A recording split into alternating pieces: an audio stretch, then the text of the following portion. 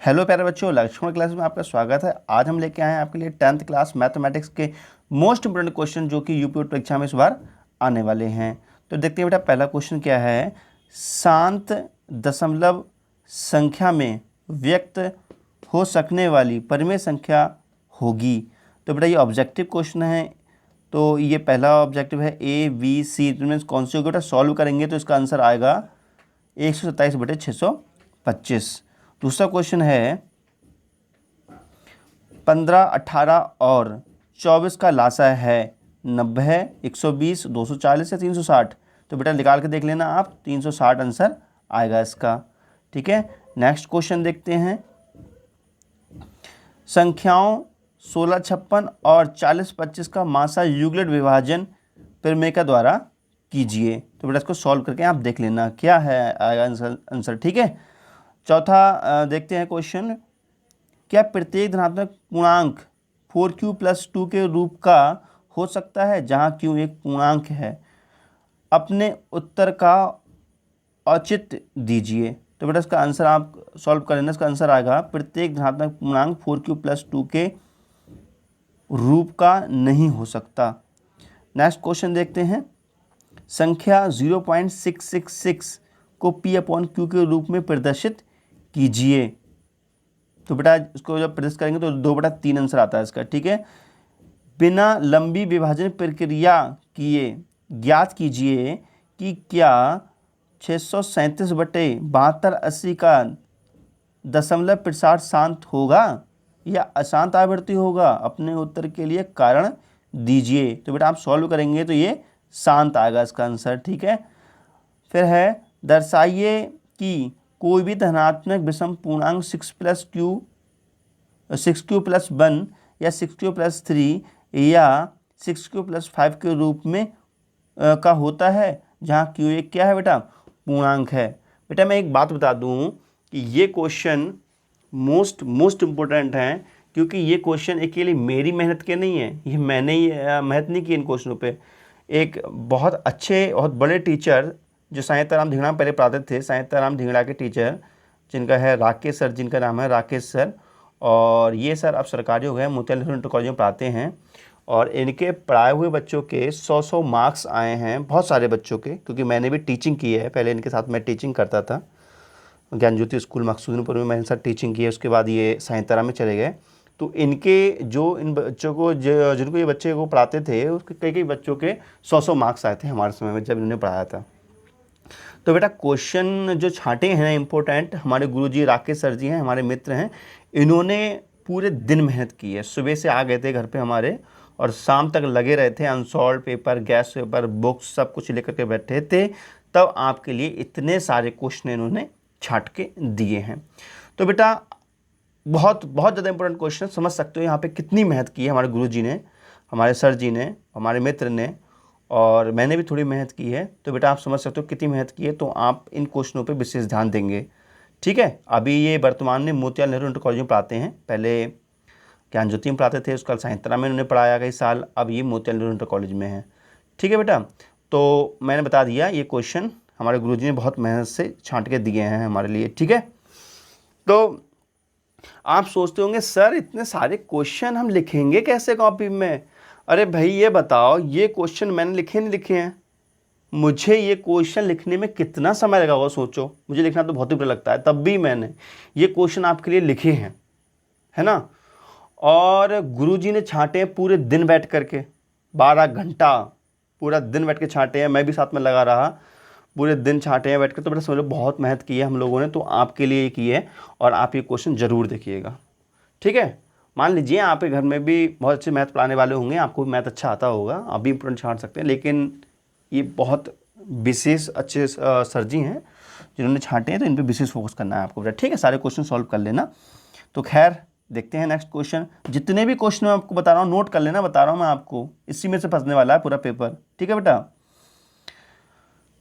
Answer भी साथ साथ लिखे हुए हैं। ठीक है, मतलब क्या क्या आंसर आएंगे। तो उसका आंसर आएगा बेटा ये लिखा हुआ है, एक धनात्मक विषम पूर्णांक 6q + 1, 6q + 3 या 6q + 5 के रूप में होगा। ठीक है, मैं आपको बताऊं बेटा वीडियो थोड़ा लंबा जाने वाला है, वीडियो थोड़ा बड़ा जाएगा ये। ठीक है, तो वीडियो वाली आप एक बार में देखना, 2 बार में जाना, पूरी वीडियो आपको देखनी है और आपको नोट तो करना ही पड़ेगा भाई। आप मेहनत इतनी की है गुरु जी ने, राकेश सर जी ने और हमने भी है ना, तो मेहनत तो आपको करनी है बेटा, नोट तो करना पड़ेगा। ठीक है, अच्छे नंबर लाने हैं तो नोट करना है।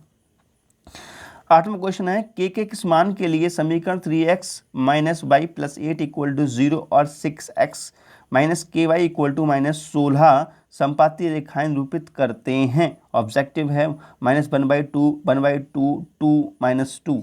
तो सॉल्व करना है, इसका उत्तर आएगा 2। ओके, दो संख्याओं का अंतर 26 है और एक संख्या दूसरी संख्या की 3 गुनी है, तो संख्या ज्ञात कीजिए। तो बेटा आंसर आएगा इसका 13 और 39, देख लेना करके आप। ठीक है, दर्शाइए कि किसी पूर्णांक q के लिए किसी विषम पूर्णांक का वर्ग 4q + 1 के रूप में होता है। तो बेटा इसका आंसर आएगा 4m + 1, जहाँ m इक्वल टू है 4q² + 6q + 2। ठीक है, तो सॉल्व कर लेना। दो संख्याओं का अंतर 26 है और एक दूसरी संख्या की 3 गुनी है, तो संख्याएं ज्ञात कीजिए। तो 13 39 इसका आंसर आएगा बेटा। ठीक है, समझ में आया? तो शायद मुझे लग रहा है ये क्वेश्चन रिपीट हो गया, कोई बात नहीं, देख लेना आप। ठीक है, निम्न संख्याओं में रैखिक समीकरण युग्म बनाइए और उनके हल प्रतिस्थापन विधि द्वारा कीजिए। बेटा पहला क्वेश्चन है, एक नगर में टैक्सी के भाड़े में एक नियत भाड़े के अतिरिक्त चली गई दूरी पर भाड़ा सम्मिलित किया जाता है। 10 किलोमीटर दूरी के लिए भाड़ा 105 रुपये है तथा 15 किलोमीटर के लिए भाड़ा 155 रुपये है। नियत भाड़ा तथा प्रति किलोमीटर भाड़ा क्या है? एक व्यक्ति को 25 किलोमीटर यात्रा करने के लिए कितना भाड़ा देना होगा? ठीक है ना, ये क्वेश्चन रहा। दूसरा क्वेश्चन ये रहा इसी का, एक भिन्न 1/8 हो जाती है जब उसके अंश में से 1 घटा दिया जाता है और 1/4 हो जाती है जब उसके हर में 8 जोड़ दिया जाता है। तो भिन्न ज्ञात कीजिए। तो बेटा आप सॉल्व करेंगे, दोनों को उत्तर बता दे रहा हूँ क्या क्या आएगा। टैक्सी का नियत भाड़ा आएगा 5 रुपये और प्रति किलोमीटर जो भाड़ा आएगा बेटा 10 रुपये आएगा। ठीक है, 10 रुपये किलोमीटर तथा 25 किलोमीटर यात्रा का भाड़ा जो होगा 255 रुपये का आएगा और जो भिन्न है वो x/y के रूप में होगी, अर्थात 5/12 आएगी। सॉल्व करके आप देख लेना। बहुत बहुत इंपॉर्टेंट क्वेश्चन है बेटा, बिल्कुल क्या बताऊँ, बहुत ज़्यादा इंपॉर्टेंट क्वेश्चन। नोट कर लेना सारे क्वेश्चन। ठीक है, इग्नोर मत करना, कहीं तुम बहुत महान बनते हो कि ये क्वेश्चन आ जाएंगे। बेटा जो मैं बता रहा हूँ ये पढ़ लेना आप। ठीक है, निम्नलिखित आयत में x और y के मान ज्ञात कीजिए। बेटा ये आयत दिया हुआ है, ठीक है, इसमें x की वैल्यू y की वैल्यू ज्ञात करनी है। तो बेटा आंसर आ गया इसका x = 1 y = 4, देख लेना सॉल्व करके। ठीक है, और सॉल्यूशन तो आपको कर ही लोगे क्योंकि आप तो मैथ अच्छे से पढ़े हुए हो, बहुत अच्छे से। एक आयताकार बाग जिसकी लंबाई चौड़ाई से 4 मीटर अधिक है का अर्ध परिमाप 36 मीटर है, बाग की विमाएं ज्ञात कीजिए। तो बेटा इसकी लंबाई आ जाएगी 20 और चौड़ाई आ जाएगी 16, देख लेना सॉल्व करके। यदि 1/x² + 5 = 1/9 है तो x का मान ज्ञात कीजिए। तो बेटा ऑब्जेक्टिव है तो इसका बी आंसर आएगा, देख लेना सॉल्व करके। समीकरण 5x - 5 × x + 5 = 55 का हल होगा। सॉल्व करके देखेंगे तो बेटा इसका आएगा 6। ठीक है, ±6। समीकरण x² - 7x + 12 = 0 के मूलों के व्युत्क्रमों का योगफल ज्ञात कीजिए। तो बेटा आएगा 7/12। यदि द्विघात समीकरण 2x² + kx + 3 = 0 के दोनों मूल वास्तविक और बराबर हैं तो k का मान ज्ञात कीजिए। तो बेटा k की वैल्यू इतनी आएगी, सॉल्व करके देख लेना आप लोग। ठीक है, मैं आंसर बताते हुए चल रहा हूँ आपके लिए। ऐसी दो संख्याएं ज्ञात कीजिए जिनका योग 27 हो और गुणनफल 182 हो। तो ये है बेटा 14 और 13, या हम कह सकते हैं 13 और 14। दो क्रमागत धन संख्याओं के वर्गों का योग 244 है तो संख्याएं ज्ञात कीजिए। तो बेटा संख्याएं आप सॉल्व करके निकालेंगे तो आएंगी 10 और 12। एक आयताकार पार्क की लंबाई उसकी चौड़ाई से 8 मीटर अधिक है। यदि पार्क का क्षेत्रफल 240 मीटर है तो पार्क की लंबाई एवं चौड़ाई ज्ञात कीजिए। बेटा इसको सॉल्व कर लेंगे तो L इक्वल टू लंबाई आ जाएगी इसकी 20 और चौड़ाई आ जाएगी इसकी 12 मीटर। 3 क्रमागत धन पूर्णांक इस प्रकार हैं कि प्रथम पूर्णांक के वर्ग तथा दूसरे और तीसरे के गुणनफल का योग 191 है। पूर्णांकों का योग ज्ञात कीजिए। ठीक है बेटा, पूर्णांकों को ज्ञात कीजिए तो आएगा 9, 10 और 11। सॉल्व कर देखेंगे पता लग जाएगा आपको। 3 वर्ष पूर्व रहमान की आयु वर्षों में का व्युत्क्रम और अब से 5 वर्ष पश्चात आयु के व्युत्क्रम का योग बेटा 1/3 है, तो उसकी वर्तमान आयु क्या होगी। तो बेटा सॉल्व कर लेना आप, पता लग जाएगा आपको, आंसर आएगा रहमान की जो वर्तमान आयु होगी वो 7 वर्ष होगी। यदि त्रिभुज ABC त्रिभुज DEP में AB upon DE equal to BC upon FD है तो ये समरूप त्रिभुज होंगे जब एंगल V इक्वल टू कोण E के होगा और कोण A इक्वल टू कोण D के होगा, कोण B इक्वल टू कोण D के होगा, कोण A इक्वल टू कोण F के होगा। तो बेटा आंसर इसका आ जाएगा ये वाला, कोण B इक्वल टू कोण D के होगा। सॉल्व करके आप देखेंगे तो आपको पता लगेगा। ठीक है, ऐसे रट्टा मत मार लेना तुम लोग, मैं तो खाली आंसर बताते हुए चल रहा हूँ आप लोगों को। यह दिया है कि BC upon QR equal to 1/3 के साथ त्रिभुज ABC सर्वांगसम है त्रिभुज PQR, तब arc PRQ upon arc VCA बराबर होगा। बेटा किसके बराबर होगा?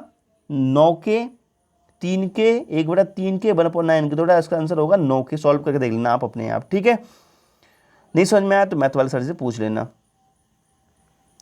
ABC और BDE दो समबाहु त्रिभुज इस प्रकार हैं कि D भुजा BC का मध्य बिंदु है। त्रिभुज ABC और BDE के क्षेत्रफलों का अनुपात होगा।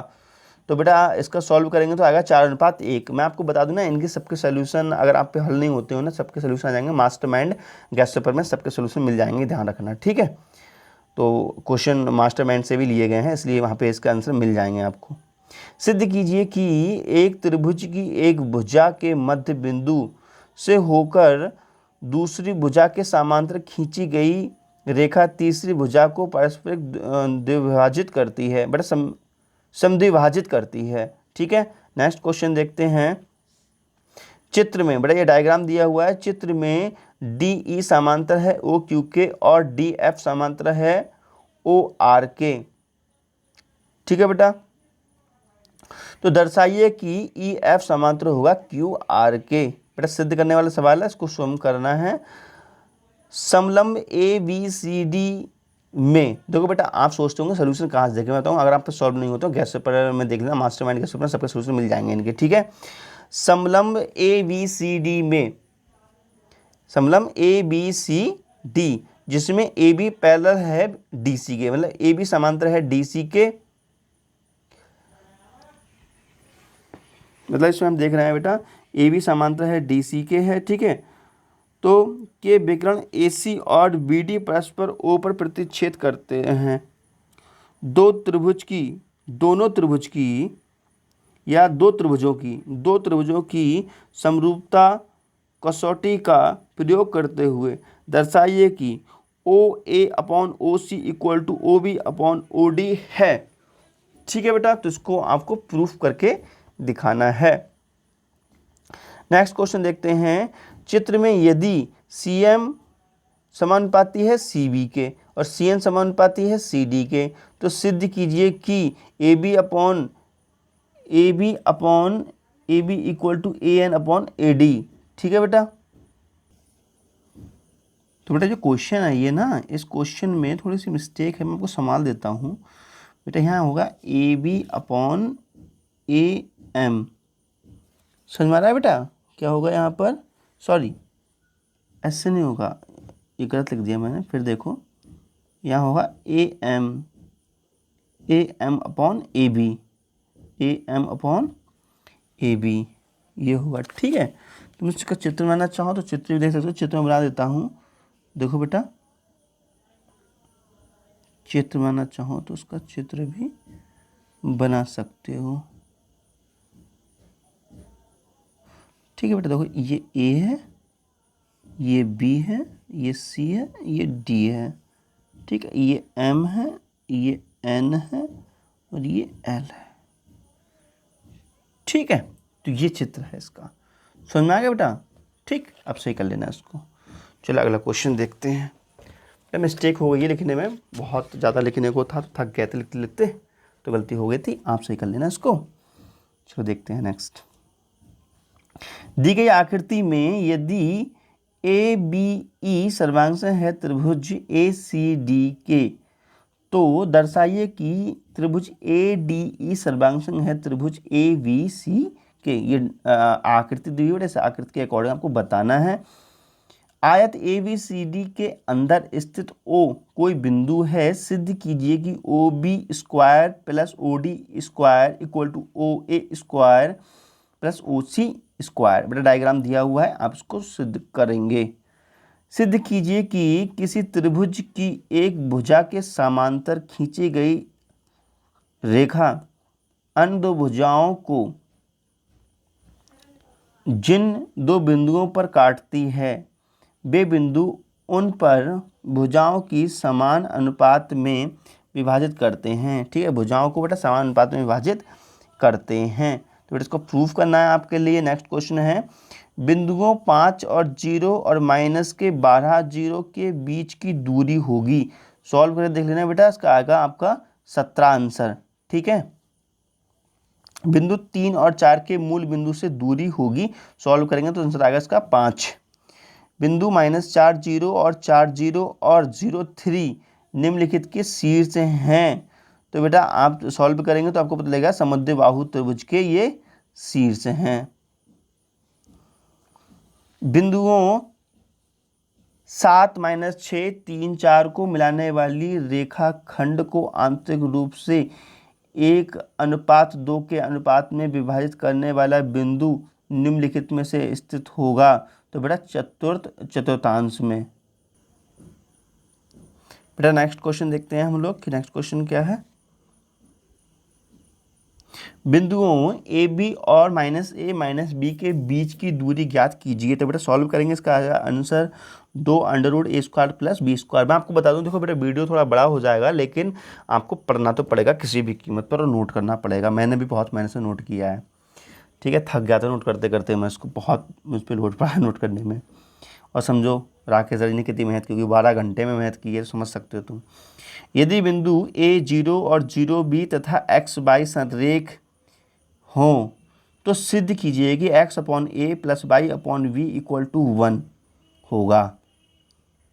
क्या बिंदु a 3 2, b -2 -3, c 2 3 एक त्रिभुज बनाते हैं? यदि हाँ, तो इस प्रकार बने त्रिभुज का प्रकार ज्ञात कीजिए। आंसर होगा समकोण त्रिभुज है। ठीक है बेटा, सॉल्व कर देख लेना। बिंदुओं -3 और 10 6 -8 को जोड़ने वाले रेखाखंड को बिंदु -1 6 किस अनुपात में विभाजित करता है? सॉल्व कर लेना, तो आंसर आएगा इसका 2:7 में विभाजित करता है। बिंदुओं 3 -3 तथा 9 9 को मिलाने वाले रेखाखंड को समत्रिभाग करने वाले बिंदुओं के निर्देशांक ज्ञात कीजिए। तो बेटा इसका निर्देशांक है P है 1 5 1 और Q है 7 5। और नेक्स्ट क्वेश्चन है 2 tan 30 अंश 1 - tan² 30 अंश का मान क्या होगा? सॉल्व करेंगे तो आएगा इसका tan 60 अंश के बराबर। 1 - tan² 45 अपॉन 1 + tan² 45 का मान होगा। सॉल्व करके देख लेना बेटा आप, तो आंसर आएगा इसका cos 90 के बराबर। यदि tan a = √3 and tan b = 1/√3 तो tan a + b का मान क्या होगा? सॉल्व कर लेना, इनफाइनाइट आएगा इसका आंसर। cos 18/sin 72 का मान क्या होगा? हल करेंगे तो आंसर आएगा 1। निम्नलिखित के मान ज्ञात कीजिए। Sine 27 upon cos 63 and cos 48 minus sine 42, sec 37 upon cosec 53, cosec 42 upon sec 48। सिद्ध कीजिए कि साइन 72 अंश प्लस कॉस 72 अंश अपॉन कॉस 18 अंश प्लस साइन 18 अंश इक्वल टू 1। बी सेक्शन सिद्ध करना है। साइन 36 अंश अपॉन कॉस 45 कॉस 54 अंश plus cos 36 upon sine 54 equal to 2। ठीक है, सिद्ध। फिर नेक्स्ट क्वेश्चन है बेटा, त्रिभुज ए बी सी में सिद्ध करना है कि cos A plus B upon 2 equal to sine C upon 2। तो बेटा देखते हैं नेक्स्ट क्वेश्चन। बहुत इंपॉर्टेंट क्वेश्चन है, बहुत ज़्यादा इंपॉर्टेंट है ये, और समझ सकते हो कितनी मेहनत की है इनको लिखने में और छांटने में। तो बेटा सारे तुम्हें पढ़ने ही पड़ेंगे। वीडियो थोड़ा लंबा होने वाला है, देखते रहिए। आंधी के कारण किसी वृक्ष का ऊपरी भाग, बेटा जब मैं 10th कर रहा था ना तो मेरे पेपर में भी ये क्वेश्चन आया था, बहुत बार आया हुआ क्वेश्चन है। आंधी के कारण किसी वृक्ष का ऊपरी भाग टूटकर क्षैतिज तल पर 45 अंश का कोण बनाता है। यदि वृक्ष का शिखर क्षैतिज तल पर जड़ से 6 मीटर की दूरी पर मिलता है तो वृक्ष की ऊंचाई ज्ञात कीजिए। जब हम पढ़ते थे तो बेटा ये मनोहर की बुक में एग्जाम्पल दिया हुआ था ये। ठीक है, तो बहुत आता है ये क्वेश्चन, तो इसका आंसर मैंने लिख रखा है, सॉल्व कर लेना आप इसको। एक पेडस्टल के शिखर पर एक 1.6 मीटर ऊंची मूर्ति लगी है। भूमि के एक बिंदु से मूर्ति के शिखर का उन्नयन कोण 60 अंश है और उसी बिंदु से पेडस्टल के शिखर का उन्नयन कोण 45 अंश है। तो पेडस्टल की ऊंचाई बताइए। सॉल्व करेंगे तो h इक्वल टू ऊंचाई आ जाएगी इसकी 0.8 √3 + 1 मीटर। ठीक है, देख लेना आप हल करके बेटा, इसको मास्टरमाइंड में मिल जाएगा सोल्यूशन इसका। 7 मीटर ऊंचे भवन के शिखर से एक टावर के शिखर का उन्नयन कोण 45 अंश है, जबकि उसके पाद से टावर के शिखर का उन्नयन कोण 60 अंश है। तो टावर की ऊंचाई ज्ञात कीजिए। सॉल्व करेंगे तो आंसर आएगा इसका 16.56 मीटर। एक मीनार के आधार से और एक सरल रेखा में 9 मीटर और 16 मीटर की दूरी पर स्थित दो बिंदुओं से मीनार के शिखर का उन्नयन कोण एक दूसरे के पूरक कोण हैं। सिद्ध कीजिए कि ऊंचाई 12 मीटर है। आंसर तो दे रखा है, इसमें बताने की जरूरत ही नहीं है। 10 सेंटीमीटर लंबाई के एक रेखाखंड को 3:2 के अनुपात में आंतरिक रूप से विभाजित कीजिए। रचना के पद भी लिखना है। बेटा रचना वाले क्वेश्चन स्टार्ट हो गए हैं। आधार 8 सेंटीमीटर, ऊंचाई 4 सेंटीमीटर का एक समद्विबाहु त्रिभुज की रचना कीजिए और एक अन्य त्रिभुज की रचना कीजिए जिसकी भुजाएं इस समद्विबाहु त्रिभुज की संगत भुजाओं की एक सही 1/2 गुनी हो, अर्थात 1.5 गुनी हो। नेक्स्ट क्वेश्चन, 6 सेंटीमीटर त्रिज्या का एक वृत्त खींचिए। केंद्र से 10 सेंटीमीटर दूर तक एक बिंदु से वृत्त पर स्पर्श रेखा युग्म की रचना कीजिए और उसकी लंबाइयाँ माप कर लिखिए। तो बेटा आप लंबाई माप कर लिखेंगे तो 8 सेंटीमीटर आएगी। चेक कर लेना आप बनाकर, ये बहुत इंपॉर्टेंट क्वेश्चन है ये। 4 सेंटीमीटर त्रिज्या का एक वृत्त खींचिए। इस पर ऐसी 2 स्पर्श रेखाएं खींचिए जो एक दूसरे को 60 अंश के कोण पर प्रतिच्छेद करती हों। रचना के चरण भी लिखिए। सिद्ध कीजिए कि एक वृत्त का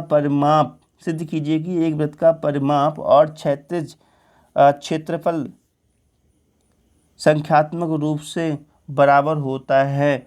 उस वृत्त की त्रिज्या होगी। सॉल्व करके देखना बेटा, इसका आंसर आएगा 2 मात्रक। ठीक है, एक घड़ी की मिनट की सुई 14 सेंटीमीटर लंबी है। 10 मिनट में मिनट की सुई द्वारा बनाए गए त्रिज्य खंड का क्षेत्रफल ज्ञात कीजिए। तो बेटा का आंसर आता है 102.57 सेंटीमीटर स्क्वायर। सॉल्व कर लेना। ठीक है, दी गई आकृति में OCV, बेटा ठीक है, दी गई आकृति में, आकृति देख लो, ये है दी गई आकृति में OCB केंद्र O और त्रिज्या 3.5 सेंटीमीटर वाले एक वृत्तखंड का चतुर्थांश है। यदि OD इक्वल टू 2 सेंटीमीटर है तो निम्नलिखित के क्षेत्रफल ज्ञात कीजिए। बेटा किस किस से याद करना है? चतुर्थांश OACB का और छायांकित भाग का निकालना है। तो इसका आंसर है 70/18 सेंटीमीटर स्क्वायर। सॉल्व करके देख लेना क्या आंसर आता है। ठीक है, दी गई आकृति में छायांकित भाग का क्षेत्रफल ज्ञात करना है। यदि त्रिभुज यदि ABCD भुजा 14 सेंटीमीटर का एक वर्ग है तथा APD एंड VPE दो अर्धवृत्त हैं, तो बेटा सॉल्व करना है तो इसका आंसर आ जाएगा 42 सेंटीमीटर स्क्वायर। ठीक है, नेक्स्ट क्वेश्चन देखते हैं 62वां। दी गई आकृति में छायांकित भाग का क्षेत्रफल ज्ञात कीजिए। जहां भुजा 12 सेंटीमीटर वाले एक समबाहु त्रिभुज OAB के शीर्ष O को केंद्र मानकर 6 सेंटीमीटर त्रिज्या वाला एक वृत्तीय चाप खींचा गया है। तो बेटा क्वेश्चन में दे रखा है चित्र। ठीक है, तो इसका आंसर आएगा ये जो मैंने लिख रखा है। ठीक है, नेक्स्ट क्वेश्चन देखते हैं। 12 सेंटीमीटर वाले त्रिज्या खंड का कोण 120 अंश है। इस त्रिज्या खंड को इस प्रकार मोड़ा गया है कि उसके किनारे वाली इसके दो किनारे वाली त्रिज्याओं को एक साथ जोड़कर शंकु प्राप्त होता है।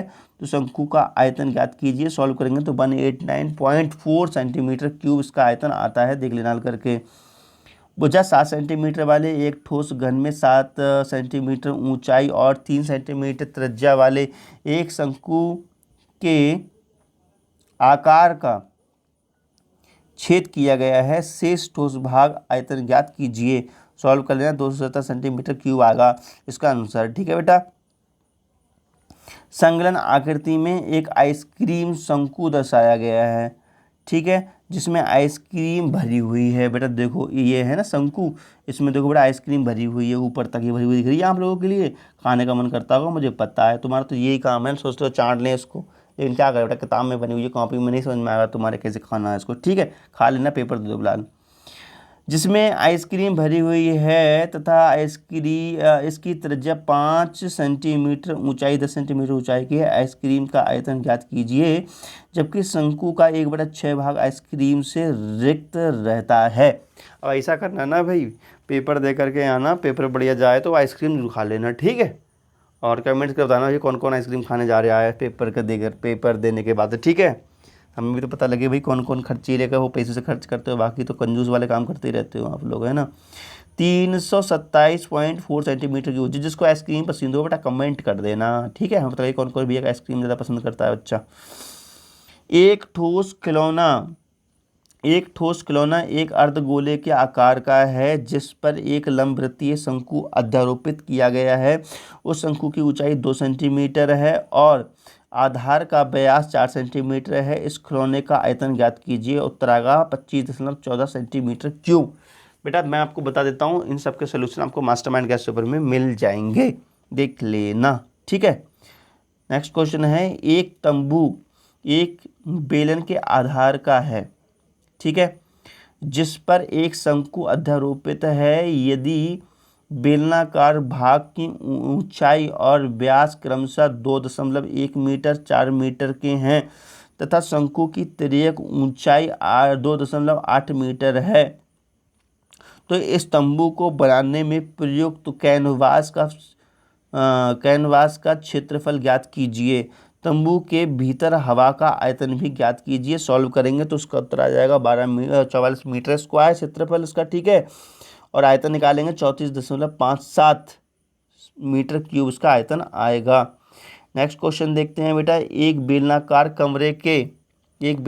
कमरे के ऊपर अर्धगोलाकार गुंबद है। उसका कुल भीतरी आयतन 48.5 मीटर क्यूब है तथा भीतरी व्यास उसकी महत्तम ऊंचाई के बराबर है। तो कमरे की ऊंचाई ज्ञात कीजिए। तो 42 मीटर आएगी। ठीक है बेटा, तो मैं बताऊं, देखो घबराओ मत। आप सोचते हो सर जी कितने क्वेश्चन करा रहे हैं, तो थोड़े से और रह गए हैं 5-6 क्वेश्चन। ठीक है, तो इनको सबको वीडियो देख लो, नोट कर लो। आप खुद देखो बेटा, मैं आधे घंटे से तुम्हारे लिए इसको सुना रहा हूँ, कथा को पढ़ करके क्वेश्चनों को। तुम लोगों के खातिर तो पढ़ा रहा हूँ। गुरुजी ने 12 घंटा मेहनत करी है, मैं भी साथ में लगा रहा था, तुम लोग भी तो करिए। क्या जा रहा है, थोड़ा सा वीडियो देख लो, नोट कर लो बेटा, तुम्हारे लिए तो कह रहे हैं भलाई के लिए, है ना। तो हार ना मानो, जब तक नोट ना हो जाए बैठ मत जाना खाली। तुम बता रहा हूँ मैं तुम्हारे लिए, भले 1 घंटा में नोट हो, जो 2 घंटे में नोट हो, ठीक है। बात मानोगे तो फायदे में रहोगे। 1 से 15 तक की सम संख्याओं का समांतर माध्य कौन सा होगा बेटा? 8 होगा, सॉल्व कर देख लेना आप। 1 से 9 तक की प्राकृतिक संख्याओं का समांतर माध्य क्या होगा बेटा? सॉल्व कर देख लेना, 5 आएगा, ठीक है। संख्याएं 3, 5, 7 x और x+2, 15, 17 और 21 आरोही क्रम में लिखी गई हैं। यदि इनकी मध्य का 12 हो तो x का मान ज्ञात कीजिए। सॉल्व करोगे तो बेटा 11 उत्तर आएगा, ध्यान से देख लेना, ठीक है, सॉल्व करके। यदि 5, 10, 15, r 20, 35 और 40 समांतर माध्य कितना है बेटा? का समांतर माध्य है 21, तो आर का मान ज्ञात कीजिए। सॉल्व करोगे तो बेटा 22 आएगा आर का मान, ठीक है। यदि नेक्स्ट क्वेश्चन है, यदि 27, 23, x-4, x+4, 15, 3, 17 का समांतर माध्य 15 हो तो x का मान ज्ञात कीजिए। सॉल्व करोगे बेटा 15 आएगा इसका आंसर, ठीक है। तो बेटा ये क्वेश्चन समाप्त है, इतने ही है, ठीक है। एक क्वेश्चन और है शायद इसके बाद। लिखा है 10 पदों का समांतर माध्य 24 और अंतिम 8 पदों का समांतर माध्य 20 है। प्रथम 2 पदों का समांतर माध्य ज्ञात कीजिए, ठीक है। तो आंसर देखना बेटा 40 आएगा, सॉल्व कर देख लेना इसको। पानी बचाओ अभियान के प्रति जागरूकता के लिए एक कॉलोनी के 30 घरों का सर्वे करके पानी की मासिक खपत का व्यय निम्नलिखित सारणी में दिखाया गया है।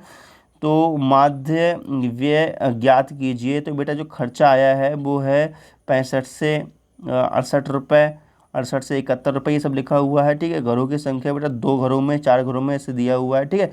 सॉल्व करोगे तो आएगा 75.9, ठीक है। और ये रहे अपना लास्ट प्रश्न, देखो ये लास्ट ही तो है, ठीक है। अब मुझे पता है वीडियो छोड़ के भागना मत, कुछ बातें और भी बताऊँगा कि सोचते अब तो स्क्रीनशॉट लेके भाग जाएँ हम। निम्नलिखित सारणी से माध्य ज्ञात कीजिए। तो बेटा ये सारणी दे रखी है, माध्य निकालना है। एंड लास्ट क्वेश्चन, यदि निम्नलिखित सारणी में विद्यार्थियों के प्राप्तांकों का समांतर माध्य 25 अंक है तो x का मान ज्ञात कीजिए। तो बेटा ये टेबल दे रखी है, तो x अब सॉल्व करेंगे तो उसका आएगा 14 आंसर, ठीक है बेटा। तो एक बात बताओ, जिसने ये वीडियो पूरी देखी हो और पूरा नोट कर लिया हो, ठीक है बेटा, वो कमेंट कर देना कि सर मैंने पूरा नोट कर लिया, अपना नाम लेकर के, तो बहुत खुशी होगी कि मेरे बच्चे ने मेरी बात मानी, मेरे स्टूडेंट ने मेरी बात मानी, ठीक है बेटा। तो उसको कमेंट जरूर कर देना और इन सबको सॉल्व करना, और इन सब के जो सोल्यूशन है आपको मास्टरमाइंड कैश पेपर में मिल जाएंगे, ठीक है बेटा। और तब भी मान ली सॉल्व नहीं होता है तो देखो अभी तो तुम घर पे हो तो कैसे सोल्यूशन दे सकते हैं। तो मास्टरमाइंड कैश पेपर जो होगा ना, वहाँ पे इसको आप क्या करना है, .net से देख लेना इसका सलूशन, और इतने क्वेश्चन तुम्हें तैयार करने ही करने हैं, ठीक है बेटा। तो कुछ मैंने गुरु जी को और बोले हैं क्वेश्चन भेजने के लिए, बहुत बहुत इंपॉर्टेंट क्वेश्चन वो तैयार और कर रहे हैं। तो कुछ क्वेश्चन मैं आपके वीडियो में और डाल दूंगा पार्ट 2 बना करके, मुझे जैसे ही समय मिलेगा, तो ठीक है बेटा। तो इतना आप नोट कर लेना और मुझे कमेंट्स करके ज़रूर बताना कि आपके लिए कैसी वीडियो लगी। Okay, thank you, bye bye.